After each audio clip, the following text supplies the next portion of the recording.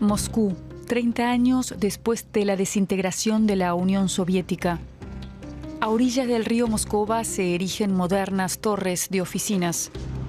El distrito de negocios pretende ser la imagen de la nueva Rusia. No muy lejos, la estrella roja de la era soviética sigue brillando sobre el Kremlin. En la Plaza Roja, en el mausoleo, yace el líder de la Revolución de Octubre de 1917, Vladimir Ilich Ulyanov, Lenin. Aunque ya no hay largas colas para ver el cuerpo embalsamado, el Kremlin continúa siendo epicentro del poder. Desde aquí, Vladimir Putin, presidente de la Federación Rusa, gobierna un Estado que, incluso despojado de las antiguas repúblicas soviéticas, sigue siendo el mayor del mundo en superficie. El nuevo poder se celebra a sí mismo en el Kremlin, mientras en el resto del país persisten los viejos símbolos. El legado de la Unión Soviética es complejo. El Imperio Soviético, con 280 millones de habitantes, abarcaba una sexta parte de la superficie terrestre.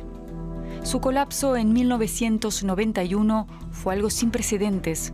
Una gran potencia se desintegra en 15 estados que luchan por encontrar su espacio en la geopolítica mundial. Algunos se orientan hacia Europa Occidental, otros hacia China, pero todos se definen también por su relación con Rusia. Hoy día la bandera tricolor rusa ha desplazado el estandarte soviético en el Kremlin. El desplome del bloque comunista vino acompañado de esperanzas de independencia y prosperidad económica también en las exrepúblicas soviéticas. ¿Qué queda de los sueños de entonces? ¿En qué se traduce la nueva libertad? ¿Qué viejos conflictos se han reavivado? ¿Quiénes ganaron o perdieron?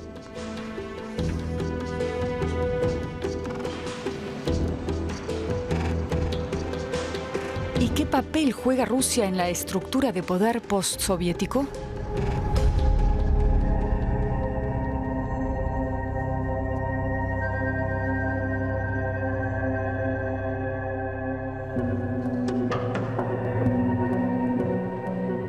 Moscú en la actualidad, a simple vista, apenas se diferencia de las metrópolis occidentales.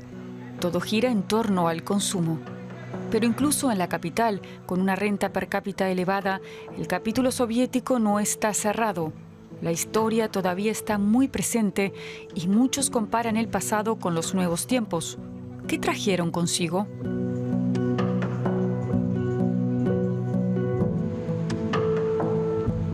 Si hay un personaje omnipresente en Rusia, ese es Lenin. Aún quedan más de 5.000 estatuas y bustos del líder de la revolución en todo el país, aunque su legado estaba llamado a extinguirse hace 30 años.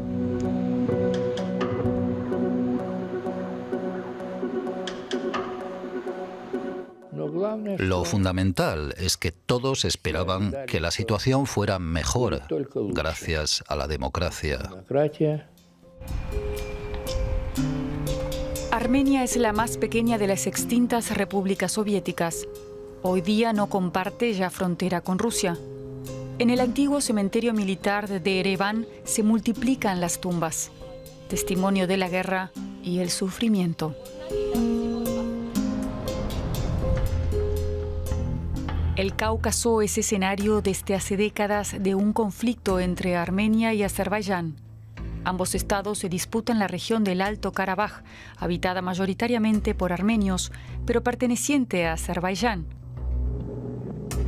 El conflicto armado se remonta a la era soviética, con miles de muertos y pogromos por las dos partes. Participar en esta guerra deja huella de por vida. Es el caso de Arvid Avenesian y su hijo Gevorg, armenios que viven en Alto Karabaj. Decidieron empuñar las armas, al igual que su amigo Raye Housepian, aunque son civiles. Arvid dirige una escuela de deportes, su hijo estudia informática y su amigo es empresario.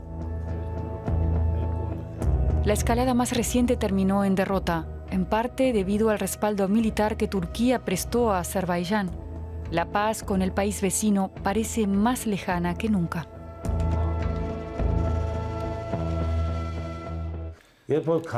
Cuando se desató la Segunda Guerra del Alto Karabaj, ningún país occidental hizo nada para ayudarnos. El ejército ruso entró en la región y fueron quienes promovieron el alto el fuego.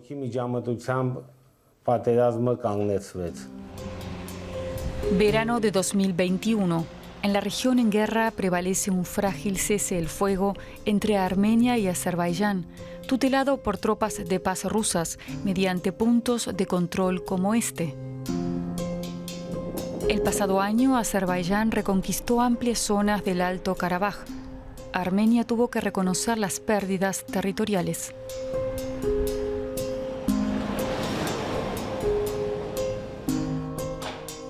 Estos tres armenios se encuentran todos los días para jugar al ajedrez.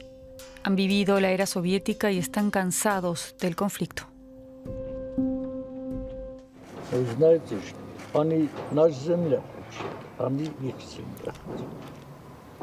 Hace 30 años les quitamos la tierra y ahora la han recuperado. Si no hubieran llegado los rusos, nos habrían masacrado. Así es la ley musulmana.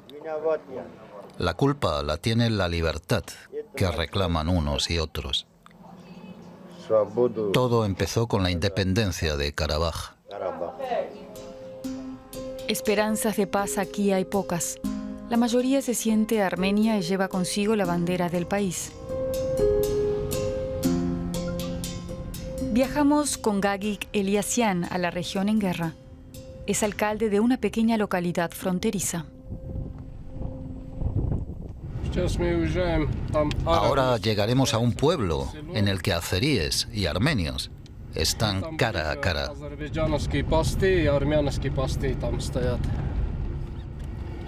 Hoy reina la calma, pero hace tan solo un año discurría por aquí el frente. Una guerra que apenas interesa al resto del mundo, aunque tiene lugar desde hace 3 décadas en la frontera de Europa.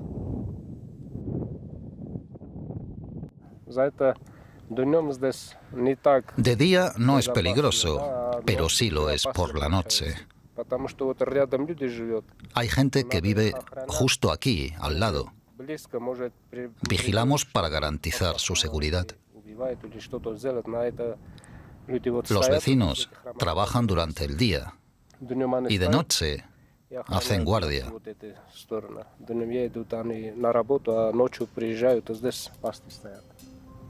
Por ahí pasa la frontera. Hay soldados estacionados allá, muchos azerbaiyanos, por todas partes.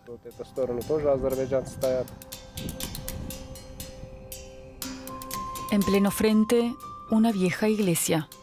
Porque mientras los azerbaiyanos son musulmanes chiíes, los armenios son en su mayoría cristianos. La religión es uno de los elementos claves de su identidad y origen también de este conflicto.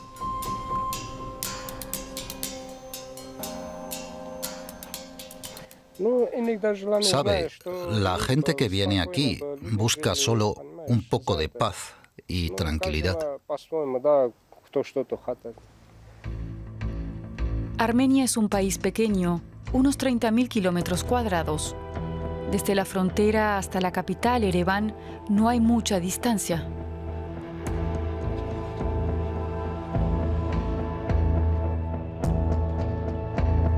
Hace meses que Arvid Avenesian lleva a su hijo regularmente al hospital. Gevorg fue gravemente herido en combate. En la capital de Alto Karabaj, Stepanakert, no existe la atención médica que necesita.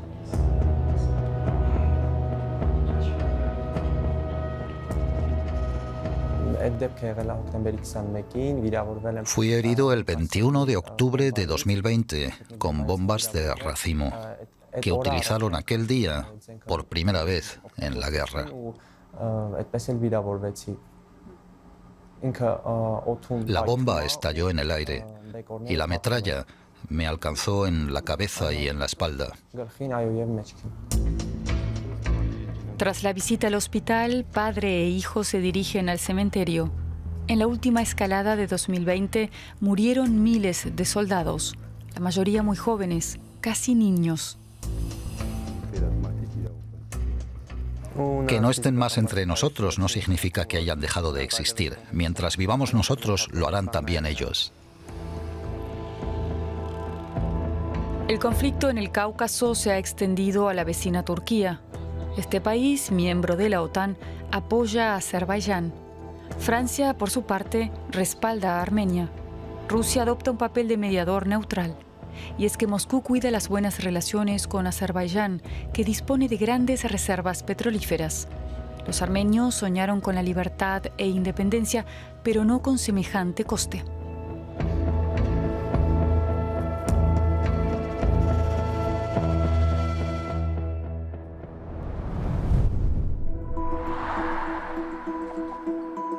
Hace 30 años, 15 repúblicas soviéticas celebraron su independencia.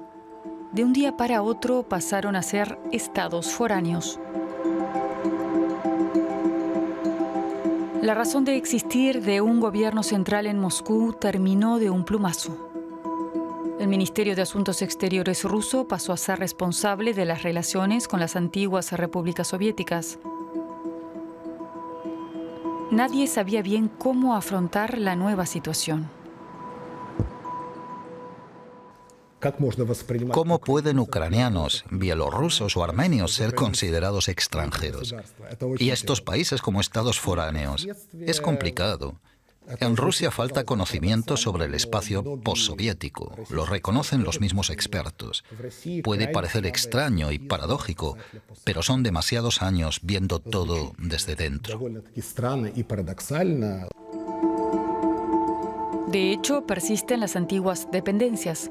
Toda la infraestructura de los nuevos países, todas sus carreteras y vías férreas, el suministro eléctrico, los oleoductos y gasoductos, fueron construidos para atender las necesidades de la URSS y su centro, Moscú. El Instituto de Economía de la Academia de las Ciencias de Rusia investiga esas antiguas y viejas alianzas. Su director, Ruslan Grinberg, antiguo confidente de Mikhail Gorbachev, hace un diagnóstico claro. Todos los países de la esfera postsoviética aplican el mismo principio en su relación con Rusia desde hace 30 años. Sacar el máximo partido a las relaciones económicas con Rusia, pero con el mínimo de compromisos políticos. La Unión Soviética fue creada en 1922 como una federación de repúblicas socialistas, de forma voluntaria, o al menos así se recoge en su constitución. No obstante, nunca se contempló el derecho a abandonar la Unión. Mucho menos se pensó en la salida de todas las repúblicas a un tiempo, como ocurrió en 1991, cuando se disolvió formalmente la URSS. Occidente fue el primer sorprendido ante la rápida desintegración. Más de 25 millones de rusos se convirtieron de repente en ciudadanos de terceros estados. Temían por su futuro. ¿Podrían seguir viviendo ahí? ¿Reconocerían su nueva ciudadanía? ¿Podrían conservar sus propiedades? Vladislav Belov dirige el Centro de Estudios Alemanes. No es partidario de Putin, pero coincide con él cuando éste dice que la desintegración de la Unión Soviética fue la mayor catástrofe geopolítica del siglo XX. Se puede estar de acuerdo con Putin si entendemos la geopolítica como los intereses de ciertas personas. Y si hablamos de los destinos de millones de personas que de repente se encuentran detrás de la frontera de un estado en el que creían vivir y que fue disuelto de forma inconstitucional. Repito, de manera inconstitucional. Hablo de 25 millones de rusófonos que de un día para otro se encontraron en otro estado. Al principio se intentó reunir los fragmentos. El Palacio Tauride en San Petersburgo debía ser sede de la Comunidad de Estados Independientes, una organización supranacional compuesta por las ex-repúblicas soviéticas. Pero los estados bálticos no llegaron a integrar la CEI. Georgia y Ucrania la abandonaron después. y la comunidad de las restantes 9 existe solo sobre el papel. Hace años que la CEI no celebra cumbres y carece de poder real. En la Universidad de Innsbruck, en Austria, trabaja uno de los mayores conocedores de Rusia en Occidente, Gerhard Mangot. Él también considera la comunidad de estados independientes como un intento frustrado de mantener viva la Unión Soviética.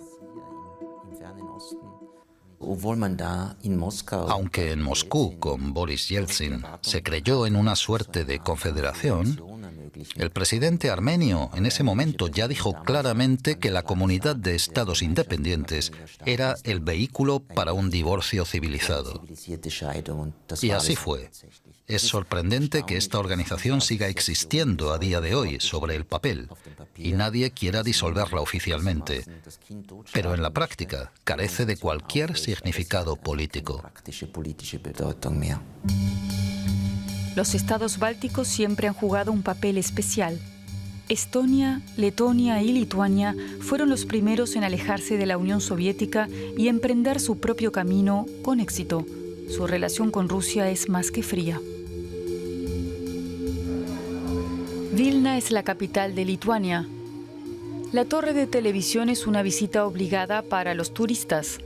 Desde aquí se aprecia la transformación de la urbe. En los últimos 20 años se han construido 50.000 nuevas viviendas, más que en ningún otro estado báltico. En el centro está el Seimas, el parlamento unicameral que recuperó su viejo nombre tras la independencia.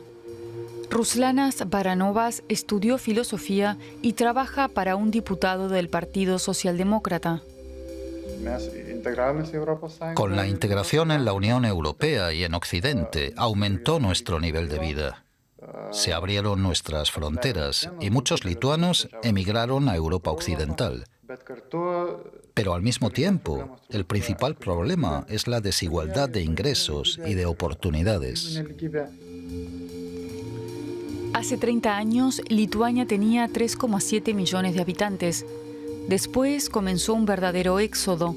900.000 personas abandonaron el país, sobre todo gente joven, bien formada, que buscó trabajo en el extranjero. Aún así, Lituania y su capital presumen de modernidad. El crecimiento económico anual se mantiene estable al 3% y Lituania tiene una de las redes de fibra óptica mejor desarrolladas de Europa. Los lituanos han conservado su conciencia como nación. Las fotos del Parlamento recuerdan el movimiento independentista de 1989. La historia nos acompaña. Muchos de los fenómenos que observamos ahora en nuestra sociedad se remontan a ese pasado.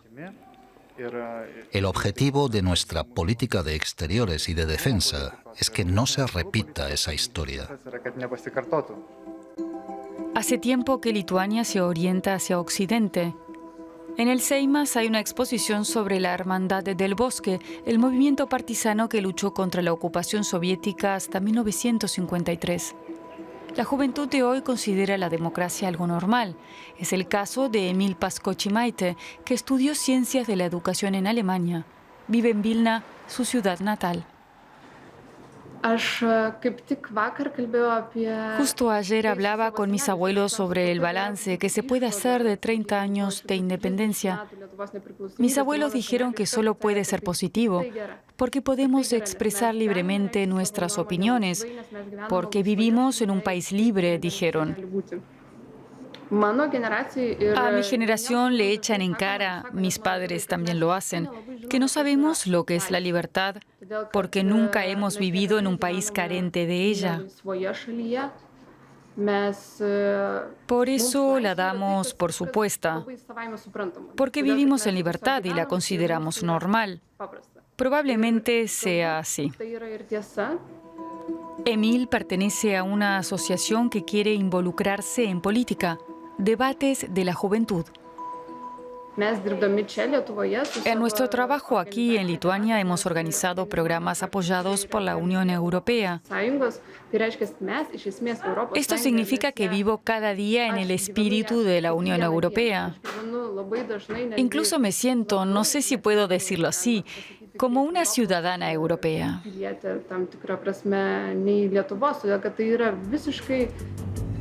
Lituania estrecha progresivamente sus lazos con Occidente. En 2004 entra junto con Estonia y Letonia a formar parte de la OTAN, igual que otros países del antiguo bloque del Este. El gasto en defensa alcanza el 2% del Producto Interno Bruto.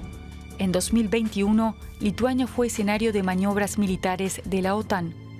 La desconfianza hacia Rusia es otra herencia de la era soviética.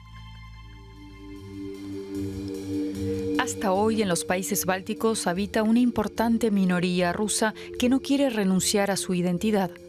Ruslanas sabe de lo que habla. Su padre es ruso. Creo que la influencia rusa hoy tiene un carácter híbrido. Por un lado está la televisión rusa, que mira mucha gente, y por otro lado, Internet. Para mucha gente, el ruso es la única lengua extranjera que dominan. Así que si quieren informarse, más allá de la televisión y los portales lituanos, recurren a portales rusos. Lituania ve en Rusia a un potencial agresor. Espera solidaridad de la OTAN y de la Unión Europea.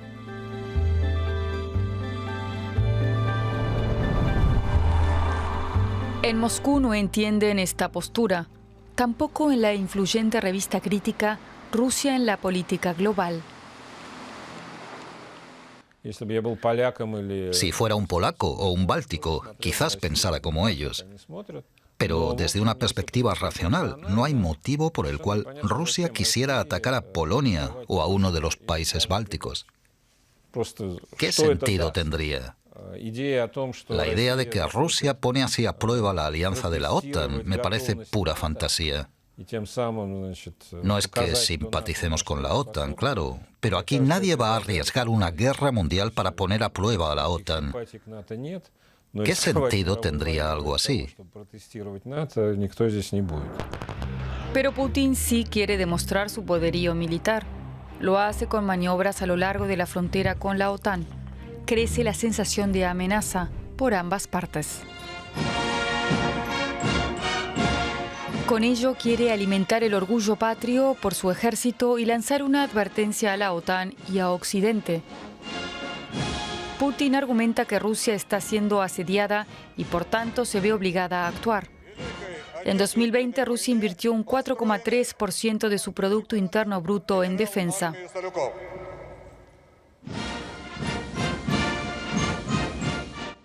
En tiempos de Yeltsin, el ejército se sentía humillado, insultado, carecía de financiación, los soldados pasaban hambre. Pero cuando llegó Putin al poder en el 2000, también llegó el paraíso terrenal, la paz, la felicidad. Ahora tenemos un ejército fuerte y la profesión militar vuelve a estar cotizada. Es parte de la propaganda. La visión imperial de la extinta Unión Soviética persiste en la Rusia actual, sustentada en la victoria del Ejército Rojo sobre la Alemania nazi en la Segunda Guerra Mundial. 27 millones de muertos. La Gran Guerra Patriótica está presente en casi cualquier familia, también entre ucranianos, bielorrusos, kazajos o kirguisos. La memoria de la Segunda Guerra Mundial ha marcado su visión del mundo. Esa creencia de que somos ciudadanos de una gran potencia, capaz de resistir a las hostilidades enemigas, a la presión externa, forma parte de la conciencia colectiva.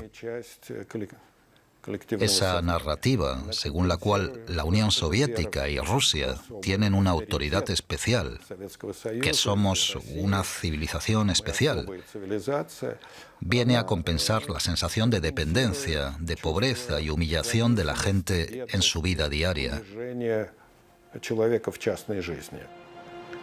Algo que puede sorprender a un occidental, pero que es normal para un ruso. El hecho de que un comandante de la Segunda Guerra Mundial, Georgi Zhukov, presida una de las avenidas comerciales. Y es que el culto a los héroes implica una advertencia. Su glorioso ejército nunca volverá a ofrecer una imagen tan patética como durante el colapso de la Unión Soviética. La Rusia de hoy muestra fuerza, invierte en armamento nuclear. La industria militar vive un segundo renacer como en tiempos de la Unión Soviética.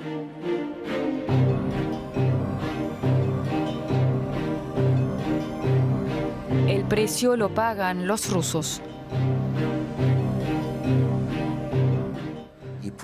Los líderes políticos cometen el error de creer que en el siglo XXI una potencia se define sobre todo por su capacidad militar.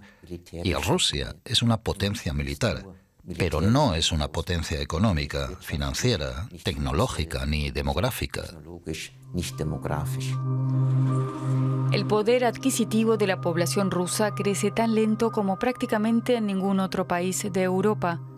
Aunque últimamente se haya pronosticado un ligero crecimiento para la economía rusa, este se basa sobre todo en el aumento de los precios de las materias primas. Las empresas rusas no son suficientemente innovadoras, apenas se invierte en infraestructura. Muchas vías de comunicación están en un estado desastroso. Lamento que no se haya podido lograr un milagro económico, como en el caso de China. Al menos en el campo de la infraestructura de transporte. Seguimos teniendo solo una vía rápida Moscú-San Petersburgo. Es lamentable. Nuestra principal arteria hacia el este, que une Moscú y Pekín, está aún por rehacer. Es lamentable. Moscú sí, Moscú ha cambiado, pero eso es lo que esperaba para toda Rusia. Mismo nivel de carreteras, mismo bienestar en el caso de la infraestructura. Pero no ha ocurrido nada. Solo ha desaparecido el dinero.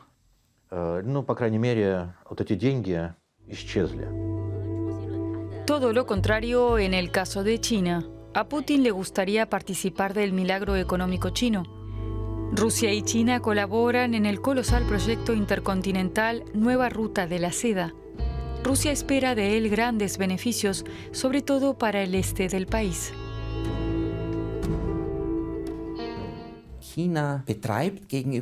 La política de China es, con respecto a Rusia, mucho más precavida en el sentido de que evita que Rusia se sienta el socio menor de China, al menos en el ámbito económico y financiero. Porque un miedo histórico de China siempre fue y es que Rusia, como estado pendular, pueda alinearse con Occidente contra China, algo que quiere evitar a toda costa. Rusia ha vuelto a poner sus ojos en Asia Central para afianzar su tradicional esfera de influencia. Las repúblicas centroasiáticas no lo ven con malos ojos, también para tener un contrapeso frente al poderoso vecino chino. Ucrania quizás tenía las mejores posibilidades al principio de la independencia, pero el país sigue en crisis a día de hoy.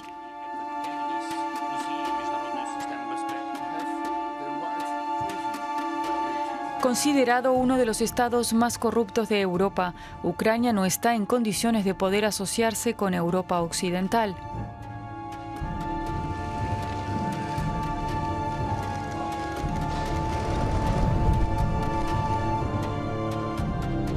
El país está profundamente dividido. Mientras los habitantes del oeste de Ucrania apoyan mayoritariamente un ingreso en la OTAN y la Unión Europea, en el este se sienten más vinculados a Rusia, sobre todo en las regiones de Lugansk y Donetsk, el denominado Donbass, industrializadas en época soviética. Aquí comenzaron las protestas contra el gobierno de Kiev por parte de la minoría rusa, expoliadas por el miedo a ser discriminada por una Ucrania pro-occidental y nacionalista. Es una minoría numerosa. 8 de los 42 millones de habitantes de Ucrania son rusos. Con apoyo de Rusia, las protestas dieron lugar a una revuelta separatista, una guerra civil que preocupa a toda Europa. El Donbass nunca fue ucraniano en lo que se refiere a la lengua, las tradiciones, etc. Mi madre proviene del este de Ucrania. Es descendiente de los cosacos zapórogos que se asentaron a orillas del Don. Cuando visitaba su pueblo con 5 años, no entendía ni una palabra. ¿Quién soy realmente yo? Mi madre es ucraniana, mi padre ruso. En el caso de los padres de mi mujer es al contrario. Mi suegra es oriunda del oeste de Ucrania. Su marido es ruso. ¿Quiénes somos nosotros, entonces? Escenario de la escalada del conflicto ruso-ucraniano fue en 2014 la península de Crimea, en el sur de Ucrania. Hoy día Rusia la considera parte de su federación. La construcción de un nuevo puente a la península es un mensaje al mundo. Hemos recuperado Crimea. Rusia demuestra su poder con respecto a los antiguos miembros de la Unión Soviética, sobre todo cuando estos le dan la espalda. Con apoyo de Rusia, la población, en su mayoría descendientes de rusos, eligió previamente un parlamento separatista. Como consecuencia, se produjo la anexión. Para Europa Occidental, una usurpación contraria al derecho internacional. Para Rusia, una decisión libre de la mayoría de los habitantes de Crimea. Fueron unas auténticas elecciones. De acuerdo, quizá no del todo correctas desde el punto de vista del derecho internacional, pero en el fondo no fue una ocupación militar, no fue una anexión. Fue la expresión de la voluntad de los ciudadanos. En Rusia no hay apenas nadie que no piense que Crimea forme parte del territorio ruso. Un nuevo patriotismo ruso está en boga, 30 años después de la desintegración de la Unión Soviética, para muchos también alimentado por el recuerdo de la grandeza pasada. Fuimos un gran país y seguimos siendo un gran país. Así es. Mis padres se enamoraron entonces y todos sus mejores recuerdos de su vida de entonces los relacionan con la Unión Soviética. En la Unión Soviética nos engañaban. Decían una cosa y hacían otra. Era una representación muy simplista del futuro. Expulsamos a los comunistas desaparecen y tendremos una nueva vida, una vida mejor. Todos pensaban que se mantendría todo lo bueno del socialismo que teníamos entonces. Y a estas ventajas se sumarían dos cosas muy importantes. Primero, la oferta de consumo. Y segundo, la libertad, es decir, la felicidad absoluta. La transición de la economía socialista centralizada a la economía capitalista de mercado supuso una brusca ruptura. Ana Urumian es hoy una exitosa asesora de empresas. Aquella época la vivió como una terapia de choque. No hay que olvidar que vivíamos en el sistema soviético. No se contemplaba el derecho de propiedad. Hasta el día de hoy tenemos en Rusia una relación muy particular con el derecho de propiedad y con la empresa. Imagínese cómo era entonces. Muchas personas que se dedicaban a cosas bien distintas, a la ciencia o a la cultura, se vieron de repente obligadas a buscar sus propios medios de vida, porque querían sobrevivir de alguna forma. La privatización fue parte de la terapia de choque.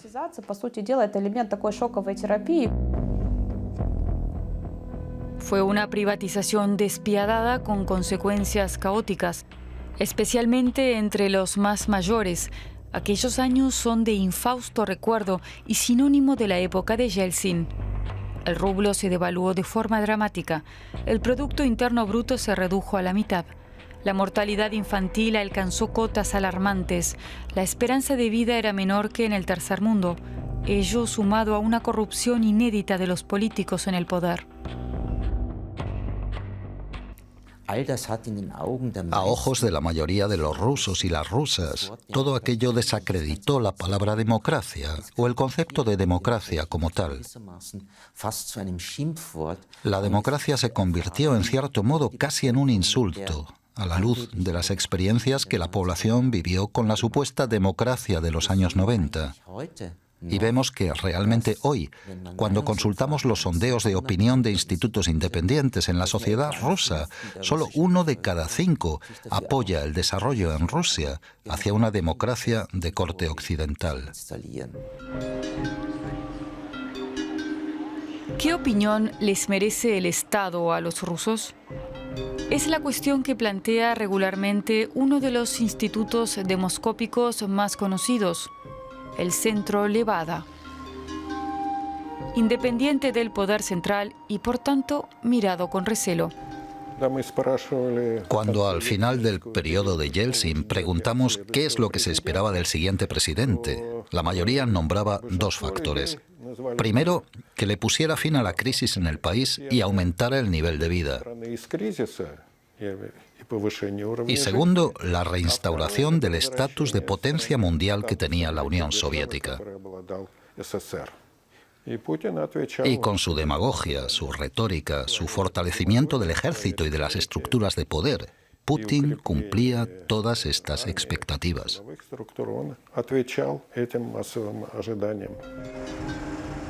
El primer mandato de Vladimir Putin comenzó en el año 2000 y desde el principio lo hizo con mano firme.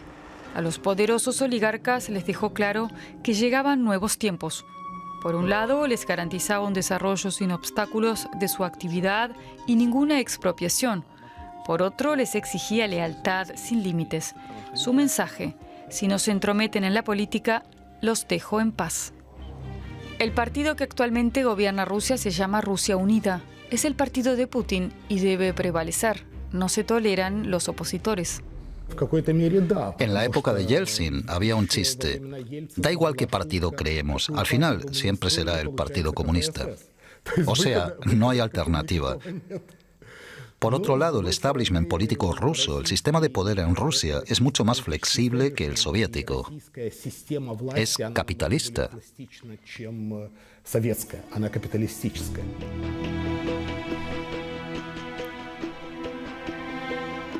Bielorrusia, un país a caballo entre la Unión Europea y Rusia. Por su historia común y por tener un idioma similar, fue un socio confiable de Rusia, pero ese apoyo muestra algunas grietas. La bandera del país no esconde su cercanía política a la antigua República Soviética. Solo se suprimió el martillo, la hoz y la estrella. En la capital, Minsk, como en todo el país, está presente la Unión Soviética. El Estado dirige la economía planificada y centralizada. Faltan las estructuras democráticas. Internacionalmente se critica la censura de los medios de comunicación. Alexander Lukashenko gobierna el país desde 1994. Fue un antiguo oficial político soviético y director de una explotación agrícola estatal. Tras las elecciones presidenciales de agosto de 2020, se le acusó de haber manipulado los resultados. Cientos de miles de personas salieron a las calles exigiendo democracia y su dimisión. En Kazajistán también gobernó durante largos años un presidente con tendencias autocráticas, solo que con unas condiciones más ventajosas, porque gracias al petróleo y el gas, Kazajistán es el país más rico de la región. De la nada surgió la capital, Nur-Sultán. Recibe el nombre del primer presidente Nursultán Nazarbayev. Él lideró el país por muchos años y fue miembro del Politburó del Partido Comunista en la época soviética.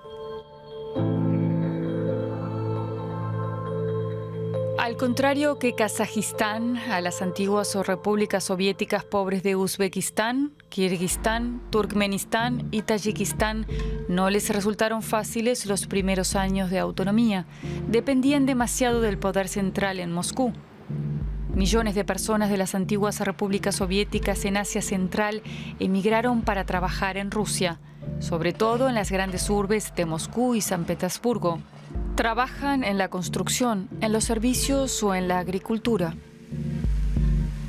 La mayoría de los obreros que emigraron provienen de aquí, de Kirguistán. En Bishkek, la capital, conviven el Islam y el legado soviético.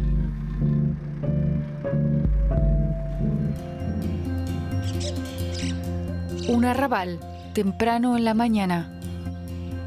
En una de las casas vive Rita Erguellova. De profesión es modista. Su marido y 2 de sus 5 hijos viven y trabajan en Rusia. Ella misma pasó algunos años allí. Junto con su hija Saltanat acude al bazar. Rita Ergeyova tiene allí una pequeña tienda de ropa femenina adquirida con los ahorros de su trabajo en Rusia.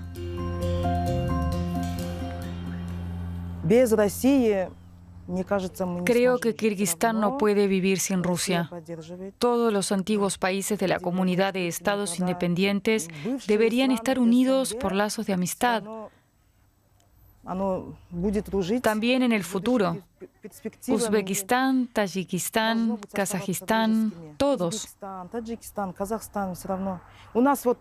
Más de 2 millones de kirguisos son ahora ciudadanos rusos y viven allá. Mi hija y mi hijo también se quedaron allá. Cada familia tiene algún miembro que trabaja en Rusia.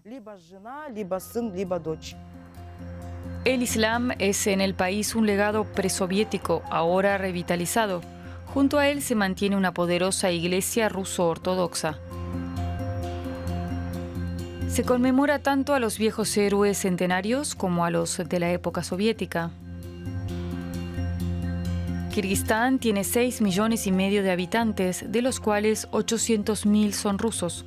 Además del kirguiso, el ruso es lengua cooficial.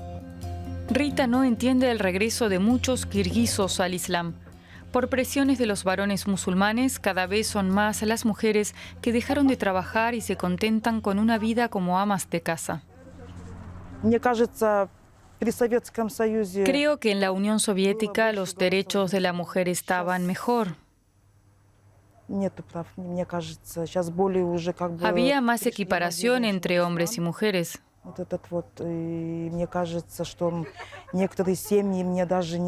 Hoy muchas mujeres se vuelven más religiosas, se cubren la cabeza o llevan velo. No me gusta. Dejaron de tener voz, ¿me entiende? No tienen una identidad propia.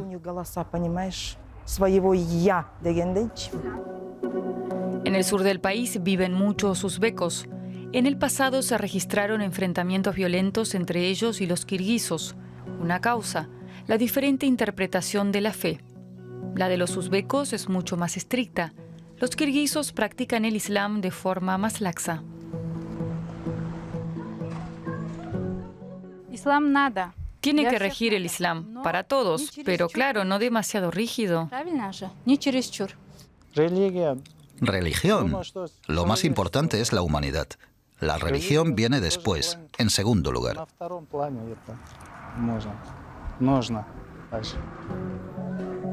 En Kirguistán brilla hoy el Islam con un nuevo esplendor. El Jalalabad, el imán, es el uzbeco Alayar Madaliev. Concluyó sus estudios de teología en la antigua Unión Soviética. Como imán, no es solo líder religioso, sino también una especie de alcalde de su barrio.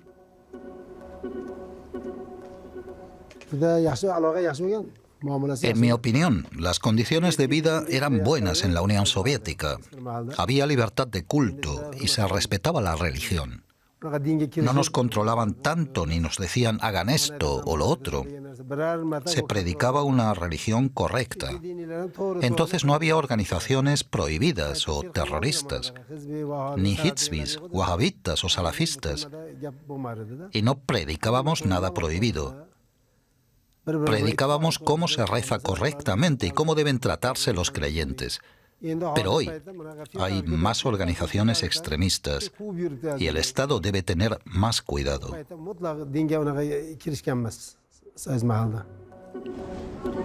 Kirguistán se autodefine como un Estado secular, pero es difícil prever cómo de intensa podría llegar a ser la influencia de un Islam radical. El imán Madaliev predica una fe moderada.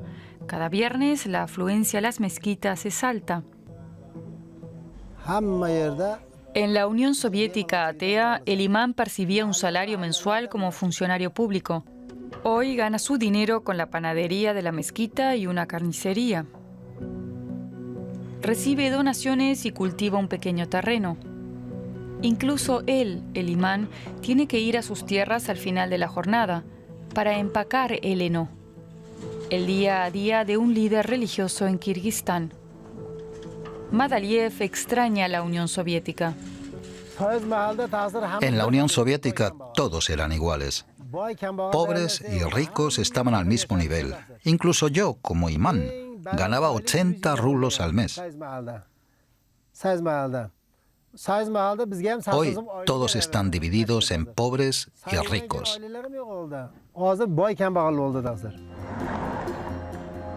De vuelta a la capital, Bishkek, en este edificio trabaja una organización no gubernamental. Una de las activistas es Dinara Oyura-Yunova. Las mujeres se movilizan por la democracia y contra la corrupción. La corrupción es enorme aquí. Alcanza cotas increíbles. La gente llega al poder, pienso yo, en primer lugar para enriquecerse y no para gobernar y servir al país. Llegan para hacer negocios con la política. Que una ONG pueda hacer públicos sus objetivos distingue a la sociedad kirguisa del resto de sociedades de Asia Central. Pero Dinara Oyura-Yunova, profesora de ruso, quiere implicarse aún más. Apoya el nuevo partido Reforma, porque, dice, hay muy pocos partidos democráticos.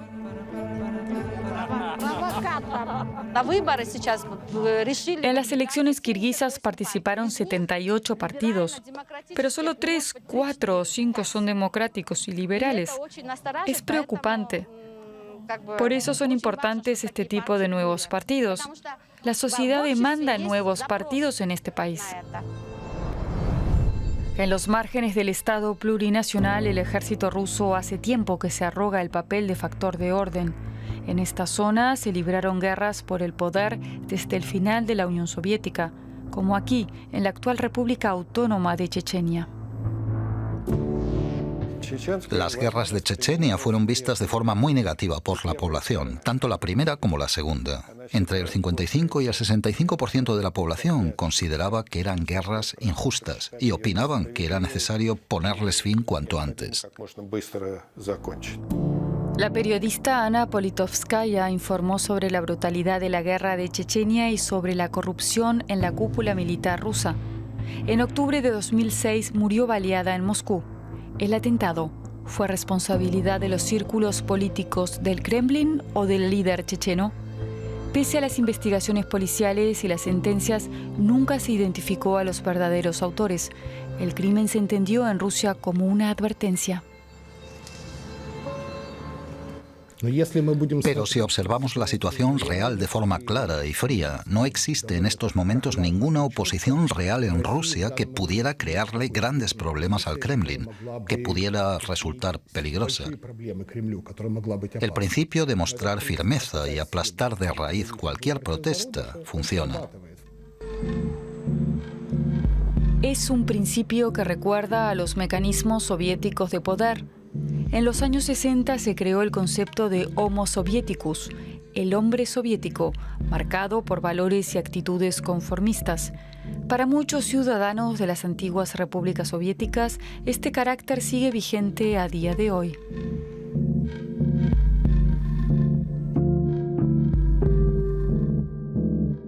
El ciudadano soviético aprendió a buscarse la vida en un Estado represivo. Puede engañar al Estado, tolerar su arbitrariedad, demostrar una lealtad fingida hacia él y al mismo tiempo ocuparse de sus propios problemas, intentar sobrevivir en este Estado tan represivo y duro. La llegada de Putin y la deriva autoritaria no fue una casualidad, sino más bien la continuación del régimen soviético. Solo hay una cosa muy distinta actualmente que en la Unión Soviética. Ya no es el todopoderoso partido el que imparte las bendiciones. Putin, el antiguo miembro del Partido Comunista, hace tiempo que encuentra amparo en otra institución, la Iglesia ruso-ortodoxa, que no tiene nada que objetar al fortalecimiento de los valores conservadores.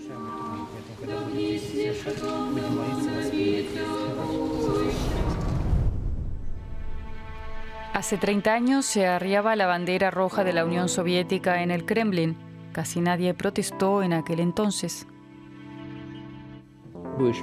Fuimos a la Plaza Roja. Éramos unas 300 personas que se manifestaron contra aquellos sorprendentes acuerdos.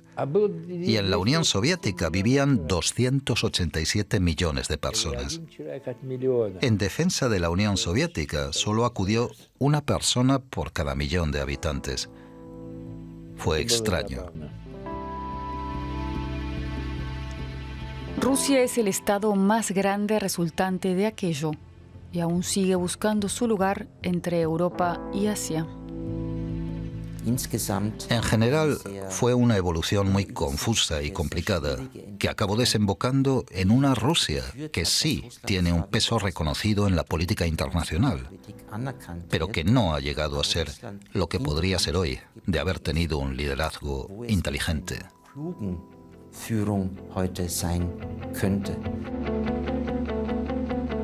La democracia al estilo de Europa occidental no se contempla como posibilidad en la Rusia actual.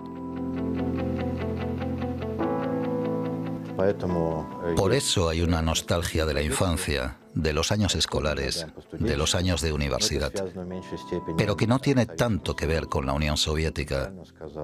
Putin acierta cuando dice: el que quiera que vuelva a la Unión Soviética no tiene entendimiento, y el que no añore esa época no tiene corazón. 30 años después del final de la Unión Soviética, los sueños de entonces fueron reemplazados por nuevas realidades con muchas decepciones en el este y en el oeste. ¿Fue la desintegración de la Unión Soviética una catástrofe geopolítica o más bien una nueva oportunidad? Solo el futuro puede decirlo.